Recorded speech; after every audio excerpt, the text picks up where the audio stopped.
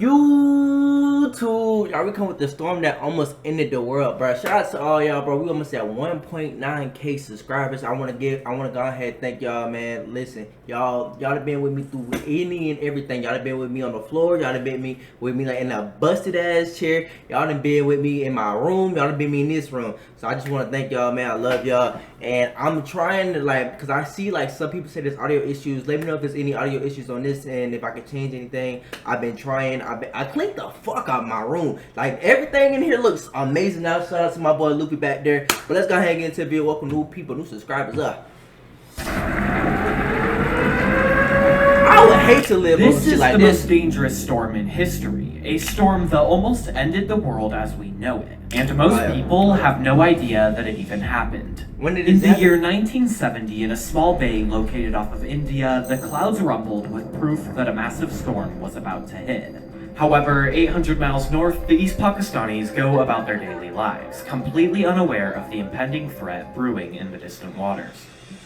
On November 8, 1970, a collection of slow, swirling clouds are detected deep into the Bengal Bay, proof that a mini-tropical storm is about to form. On November 9th, in a single day, this area undergoes a rapid change. A change into a full-fledged tropical storm. The beginning of a hurricane or cyclone is near. On November 10th, the storm strengthens, but a very distinct path is formed for the storm. A path that, to the shock of those watching the radars, was seen to be heading directly towards the coast of East Pakistan at an alarming speed. Finally, on November 11th, the storm intensified into the strongest class of a tropical storm, a severe cyclone. The cyclone moved towards land with no sign. Have we ever seen a cyclone in our lifetime? I don't think, off my knowledge, I'm gonna say no. We have never seen a cyclone. Nigga, that even sounds crazy.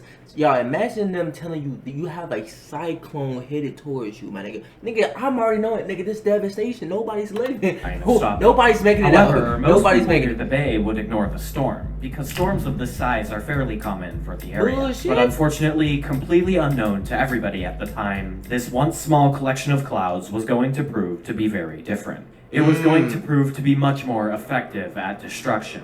Known notoriously as the most deadly and destructive natural disaster in history, the Bola cyclone is a great example of what happens when a perfect storm hits the earth. Nigga, I can't even tell what's happening with these terrible bro, y'all, I ain't gonna lie, bro. I feel like the camera should have been way invented and better by now, bro. Cause what the hell? I can't even tell what's even happening in this clip. What is this? Y'all, okay, y'all tell me what's happening right here. Disaster in history. The Bola cyclone is a great example of what happens when a perfect storm hits the earth.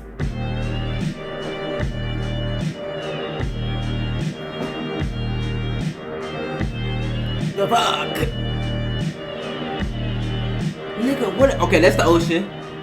That's the only thing I can really tell for real. What the hell? After the cyclone reached its peak, I learned just how dangerous the Bola cyclone was. From the incredible book The Vortex by Scott Carney and Jason McLean, this story was not just a simple story of a random cyclone. Instead, it's a story of how one cyclone can grow into something that could have destroyed the world. And unfortunately, the storm was going to hit very soon. That's kind of scary. Problem. They can destroy the whole world? Still, no one near the bay seemed to care about the storm. With a storm this size, meteorologists and radar watchers would be violently sounding alarms telling people to take shelter and prepare for the storm. But instead, nothing? The truth is, I lied. It's not that the Pakistanis thought the storm wasn't that bad, it's that the East Pakistanis had no idea the storm was even coming in the first place. Shit. With a storm this big, a complete and utter failure of emergency systems wouldn't just be a small problem. It would prove to be absolutely murderous. In 1970, East Pakistan was not granted with very many emergency systems. Radars, sirens, and pretty much anything to detect and warn civilians of a deadly storm. Where the fuck is this at? Bruh, if I ever see this and I live in a city, bro, it's the Purge. This is literally like the Purge. That doesn't even give me like a tornado, a hurricane, nothing natural is happening. There's been a murder, something's happening crazy. Like the president been knocked off or something.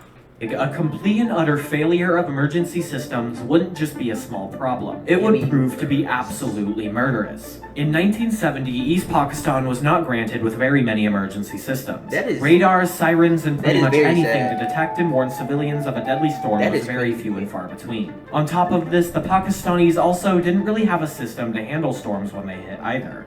But what's odd is that the countries that surrounded Pakistan did. India, for example, had good enough weather detection systems and detected the storm way back when it first formed. India knew this entire time that the storm was raging towards Pakistan. But because of the two wars between India and Pakistan, political tension between the two countries would mean that India might have had no interest in alerting the Pakistanis of the storm earlier. The Pakistanis were not told anything about the storm from anyone. But you know how deep a beef has to be for you to not even tell the other side? Like, even though, like, you know, like, does India know they don't have like what's properly what they need to know that there's a storm coming? Because if they do, that's some slimy. they really do not like them. That's crazy to just be like, yeah, we're gonna let them niggas die. Fuck it, yeah, that's cool. Like, that's actually obviously this would prove to be a massive. Hey, like, see, my thing with war, bro, it's like, okay, keep it to the adults, bro. Once kids get involved, and I know it's hard to keep like kids out of the mix, especially when you just like dropping a bomb here, because you like, oh, if I drop a bomb here, then this is gonna retaliate. Okay, I get that, but I don't know, bro. I think war is just nasty, bro. War is just nasty, bro. Problem for on these both sides, especially if it's not just being land, able to bro. prepare for a storm like this and being hit without any protection is, to say the least, absolutely horrifying. But what if I told you that not knowing when the storm would hit would be the absolute least of their worries? Because around the time of November 12th, the dark night sky harbored the most dangerous part of this entire disaster. What the fuck? A full moon. Why would a full moon be the most dangerous part of this storm? Well, that answer is the reason that this storm just got kicked up to a whole nother level of destruction. It's the reason this storm is the most dangerous storm in history. Okay. It's because of high tides. When the moon is full, the gravitational pull from the moon makes all tides roughly 20% higher. The tide is risen dramatically. But with the high tides already being dangerous and the water being significantly higher up on the shore, the Bola cyclone now has a huge destructive advantage, allowing the cyclone to literally drag the ocean and horrifyingly allow it to take over the land of East Pakistan. The Bola cyclone was about to hit at literally the worst possible time. However, the people would finally get some disaster warnings on the 12th. After realizing the true danger of this monstrous cyclone, the meteorologist department in Pakistan had finally issued a report and dispersed a radio message warning of the cyclone. But the meteorologist department had limited information, because their information came from central Pakistan. In central Pakistan, they had developed a new system to rate storm. Bruh, so you mean to tell me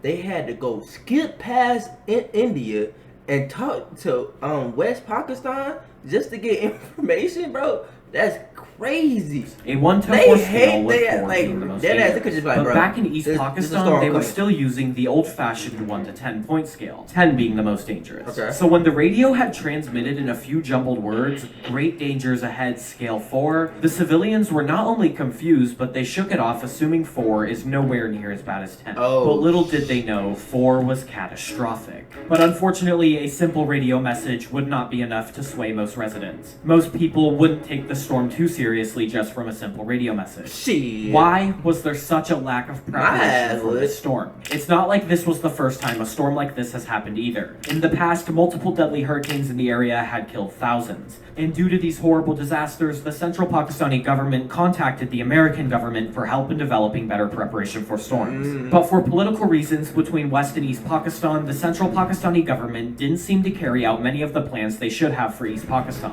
East Pakistan was seriously getting the short end of the stick here from pretty much everything. But at this point, it was already too late to try and fix things. The Bola cyclone was about to hit the shores of East Pakistan. The horrifying cyclone was about to make land. Shit. And to top all of this off, East Pakistan, which is now known as Bangladesh, is a very low coastal country. Its land barely rises above the water. The country is only 33 feet above sea level. Water on high tides alone floods the country. Hundreds of thousands of people live on the coast of the country. Hundreds of thousands of people that have no idea how big the effect of this cyclone would be. On November 12th, the Bola cyclone would strike the hundreds of thousands of people near the shore with absolute ferocity. And as the cyclone closed in on the land, the sun had fully set, and pitch black dark night had hit. Many people would be instantly surprised by the pure and utter raw, disgusting power of a cyclone that has finally reached its peak. The Bola cyclone had finally hit the shore. But how did this almost destroy the world though? Now that's crazy, I ain't gonna lie. This is damn near above trees. This is damn near above trees. Nigga, do you know how tall trees is, nigga? Nigga, bro, imagine having a big ass wave above trees. Nigga, you can't even imagine it because nigga, you'll be dead. You'll be dead, literally. Yo, you'll be dead. You'll be out of that motherfucker. How many of y'all think y'all can swim in that? I know. Rising waters, absurd winds, rain that stings like 1,000 needles, and a storm surge and flood upwards of 33 feet high in some areas. How? It was. Wait. You mean to tell me the ocean came in at 33 feet? Oh hell no, nigga. Okay, y'all. Have y'all ever dived in water like this 11 feet, y'all? That bitch is deep. Like, if you ever do it, nigga, that bitch is deep. Deep as fuck. Imagine 33. Oh my god. Nigga, you literally with the sharks. Literally in the fishes. You're literally swimming with the fishes. Literally. That's insane. What the? Houses are completely leveled. The floods and ocean reach the roofs of most houses, spelling pure and utter catastrophe for those involved anywhere near the shore. There was no safety. There was no way of countering this where could you go? And no one even knew that it was coming. Thousands of families struggled to the top of their homes. Many would pray that their house was tall enough, but unfortunately, a tall enough house wasn't very common. Most houses were entirely swallowed by the sea. Exactly. In Monpura, one of the hundreds of isolated islands along the shore being hit, the man Hai and his family struggled to the top of their home as the flood poured and heightened by the minute. Luckily, Hai's home was one of the more sturdy and solid homes in the area, and luckily it also had a second floor. Most of the other homes did not, and were not nearly as sturdy. The area was severely underprepared for a flood of 20 feet high. Hai and his family waited as they watched the flood reach slowly above the steps of their second floor. Could y'all imagine time running fast and the flood rising fast. Like, be for real, bro. Can y'all really imagine? Like, I don't know if y'all live in 2-story homes, but listen, y'all, that would be literally insane. You go out, see. I live in a house where it has 2 stories. So if I go out this damn room, y'all, and I look out my door, and the water is right there, y'all, that is literally. Bro, that means the street has been cut. Trees, everything everything in their mama is covered. Like, I couldn't even picture nothing like that. That's crazy. Faster, I realized the flood would entirely engulf the 2-story home. He realized that the massive 20-foot storm surge would engulf everything on the coast and more. Safety in homes was not an option. The only way to survive this storm was to not be anywhere near it. His family was sobbing. Even the men cried and screamed. All of this had happened in 8 minutes for the family that was told a small cyclone would hit. A family that's home was more than half a mile away from shore. Eventually, Hai and his brother struggled to the roof of the house to hopefully get everybody up there away from the flood. But when they got up there, they would be barraged with the heaviest storm imaginable. 155-mile-per-hour winds and rain would sting the men like BBs on their skin. And the roof would bend and creak from just 2 people standing on top of it. Having the entire family up there was completely out of the question. However, in a split moment, Hai realized. He realized they had a massive, tall and strong coconut tree 2 feet next to the house. His idea was for everybody to jump to the tree and hold. Hell no, do you know how long? No. Well, no, cause I'm thinking that not gonna work. Cause like, how y'all gonna sleep? Y'all don't even know how long this storm is finna last. But listen, they desperate right now. That's all they got. That's literally all they have, literally. Because right now it's finna cover the house. So that's all they got. Onto it. Everybody would be able to jump. It was a 2-foot jump. Hell no. I yelled his idea to the others and said he would try to make the jump first. That's a terrible idea. But in the middle of the night with no vision, this jump was extremely dangerous. But regardless, he went for it. Hai jumped in the middle of the storm to the coconut tree.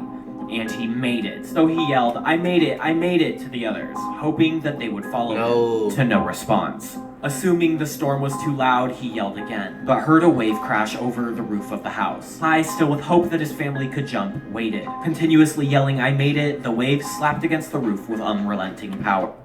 Oh, that's some, bro. So he immediately after he jumped and made it, like the house, the roof collapsed, or like the wave, the water just like engulfed him. That's crazy, man. And the water continued to What rise. Hai called out to his mom, desperate for a response. Oh no, bro. And with his cries turning from triumph and survival to despair, Hai called out to God. For the next hour or so, Hai would cling violently to the swaying palm tree, grinding his arms into the tree. Absolutely exhausted from holding on for hours in insane winds and rain, Hai would almost give in to the waters below to join his family.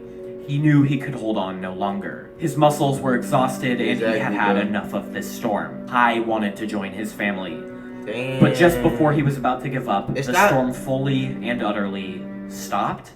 Absolutely confused, Hai looked around. Everything came to a halt. The strong winds came to a small breeze, the rain was a light shower, and everything calmed.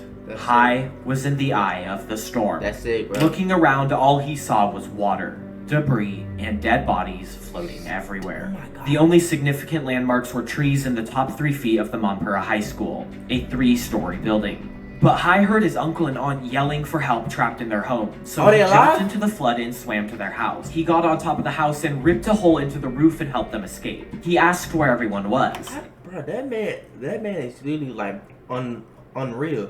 To be holding on a tree for hours, his muscles giving out, and then to hear his auntie and uncle calling for him, and he swims, because it takes energy and muscle to swim. He swims over there, rips the roof off. That's crazy. That's crazy. Shout out to this man. Shout out to him. And his uncle yelled that they were all gone. But in true and utter annoyance and lack of care, the storm would not wait for Hai and his uncle to mourn the deaths of their family. Because somewhere far over the ocean, an angry growl presented itself over the sky. Like a group of diesel trucks starting up all at the same time, the storm had returned. Hai and his uncle and aunt all gripped tightly onto tall trees, and gusts of winds were hitting back at 150 miles per hour. They dug their scratched and cut arms into the tree's bark, holding on for dear life, and stayed there in the winds and rain, gripping as hard as they could for the entire night. And at 4 in the morning, the cyclone's outer edges would pass Manpura, and Hai would plop down onto the faint bits of his roof that finally showed out of the water. He laid there completely motionless, with the bodies of his entire family floating in the water below him. That is crazy. Hai had survived, but he was exhausted, broken, and all he wanted to do was die. Bro, imagine losing your family all in one night, bro. Like your whole family, wife, kids, mom, uncle, auntie, bro. That's crazy. And not even that, for them to be literally floating dead underneath. That's crazy. That, you know how much strength and mental fortitude you have to keep on going. Like if that was me, bro, I'm probably be like, what's the point? Like, everything I didn't work for, everything I love is gone. House. Say you materialistic. House, car. And then like you lost your kids, your mom, your wife, your uncle, bro. This man is insanely out of this world, because there's no way. Most people couldn't do this. I think he's a 1% man, literally. This him? If this him, wow. After the Bola cyclone came to an end, Hai's Manpura recorded that 40,000 of the 50,000 residents were all dead. The floods would recede and the hundreds of miles of destroyed land became visible. Hundreds of thousands of bodies were washed out into the Bay of Bengal. 90% of all of the homes were destroyed. All of the millions of people along the shore and in the country of Bangladesh experienced the exact same thing as Hai. The flooding, the holding onto trees and hoping for survival, and the lack of preparation due to lack of information from central Pakistan. Everyone that survived was absolutely heartbroken and understandably, beyond their retching guts, absolutely furious at the central Pakistani government for the lack of information. But you're probably wondering, How in the world did this lead to almost ending the world? Did it Well, the already? answer to that is much darker than you think it is. And it starts way back, right before the storm even hit. Okay. In West Pakistan, the head of government, Yahya Khan, made a terrifying decision during the cyclone. He chose, on purpose, not to provide aid or help for the storm to East Pakistan. Bro, I knew it had to be something, because, like, to not just go over there and be like, yo, we got this crazy storm heading towards y'all. Like, not tell nobody that's crazy. That's All. He chose not to tell them anything or help them at all. Why? Because he believed that the East Pakistanis wouldn't vote for him in the upcoming election. So, off of belief? You don't, the fact that you don't even know that, you just believe that, so you just go with it, is insane. And even if they don't, you rather them die. That's crazy. That's solution sick. was to kill as many people as he could so he didn't have to worry about bad voters. That's crazy. A disgusting decision that one of his generals later addressed as, quote, a cyclone that solved about 500,000 of their problems. Fortunately, this actually backfired very badly on Khan. What's you, nigga, you thought everybody was gonna die? Like, of course, what? Of course it's gonna Leading backfire. everyone across East Pakistan to unite against him to vote for a man who actually did help in the disaster. Wait, Sheikh what? Mujibur Rahman. So how did Khan respond to this? Did he happily hand over the title of president? Nope. He actually decided to become a dictator. And to put very, very simply, instead, he jailed Mujib and started killing everyone in East Pakistan that didn't follow his orders. What? He started a mass genocide and said, quote, all we need to do is kill 3 million of them and the rest will eat out of our hand. All we gotta do is kill 3 million? That nigga act like that's a small number. But this is what I be trying to say, bro. Not everybody need power. People let power go to their head, bro. Bro, he's literally trying to kill 3 million. Bro, 3 million is insane. So that's what he did. He started He killing killed- all Bengalis that went against him.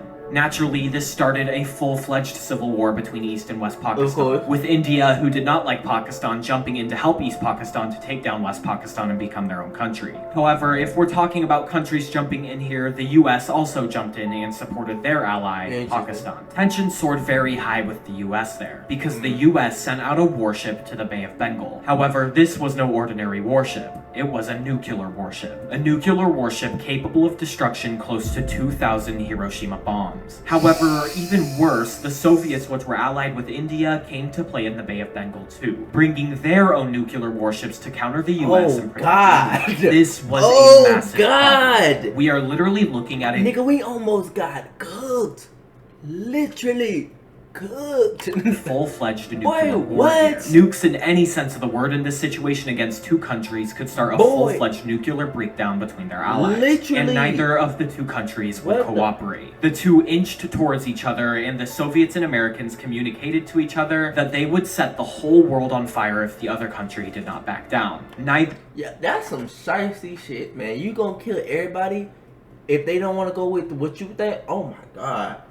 Oh, that's what's scary about politics, bro. It could just be like, it could be like that. Like, just off a disagreement. Y'all, your life, my life, everybody's life, it just off a disagreement. I'm like, that's some, oh, hold on, take it back. Listen to what he just said. That is literally insane. They'll kill all of us just for, because they got beef. I'm not trying to go out to that. We're here. Nukes in any sense of the word in this situation against two countries could start a full-fledged nuclear breakdown between their allies. That's right. And neither of the two countries would cooperate. The two inched towards each other, and the Soviets and Americans communicated to each other that they would set the whole world on fire if the other country did not back Nigga, down. what? Neither of the two countries were backing down. It was literally a game of chicken at this point. They inched closer and closer to each other and came just about to the brink of each other, setting off the bombs. The world was only maybe a day away from nuclear fallout. But out of nowhere, back in East Pakistan, the East Pakistani resistance force in the war won. They seized the main city Dhaka, which means that East Pakistan is now Bangladesh. The war was a Shout out to y'all niggas, man. This a nigga was almost not here. I was almost, bro.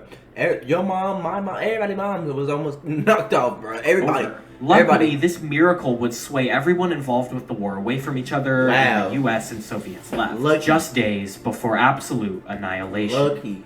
Finally, after everything that Bangladesh went through, it was all over. But unfortunately, this wouldn't be the end, because in reality, Bangladesh had just been hit by the world's biggest cyclone and then by a massive genocide. Yeah, for sure. They had nothing to establish a country. No political figures, no money, and a broken land. They were left with essentially nothing to start their country. Nothing but a genocide and a cyclone's remains. What Bangladesh experienced in 1970 was nothing short of beyond horrifying. The lack of knowledge, the high tides, the storm surge and floods, and the lack of help from everybody. And overall, the entire isolation in their own disaster.